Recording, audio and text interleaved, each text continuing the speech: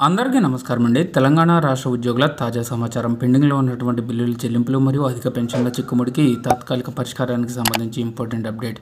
ఈ వీడియోలో వీటన్నిటి గురించి పూర్తి వివరాలు అయితే తెలుసుకుందామండి. తెలంగాణ ఎంప్లాయీస్కి సంబంధించి అప్డేట్స్ తెలుసుకోవాలి అంటే ఛానల్ని సబ్స్క్రైబ్ చేసుకోండి. అలాగే వీడియోని ఒక లైక్ చేయండి. ఆర్టీసీలో అధిక పెన్షన్ చిక్కుముడికి తాత్కాలిక పరిష్కారం. పీఎఫ్ ట్రస్ట్లో కార్మికుల ఖాతా నుంచి చెల్లించేందుకు సంస్థ సుముఖత. అధిక పెన్షన్ విషయంలో తెలంగాణ ఆర్టీసీ ఉద్యోగులు కార్మికులకు తాత్కాలికంగా ఉపశమనం లభించే అవకాశాలు కనిపిస్తున్నాయి. అధిక పెన్షన్కు నిర్ణీత మొత్తాన్ని కూడా యజమాని ఖాతా నుంచి బదులుగా ఉద్యోగి కార్మికుడు ఖాతా నుంచి బదిలీ చేసేందుకు ఆర్టీసీ యాజమాన్యం మంగళవారం ఆమోదం తెలిపింది. ఈ మేరకు అన్ని డిపోల అధికారులకు సమాచారం అందించింది. అధిక పెన్షన్ పథకానికి సంస్థలో 42,000 పైచిలుకు మంది దరఖాస్తు చేసుకుంటే పీఎఫ్ కార్యాలయం నుంచి 125 మందికే డిమాండ్ నోటీసులు వచ్చినట్లు సమాచారం. ఇక పీఎఫ్ ట్రస్ట్కు ఆర్టీసీ యాజమాన్యం తన వాటా డబ్బు సుమారు 1,400 కోట్ల జమ చేయలేదు.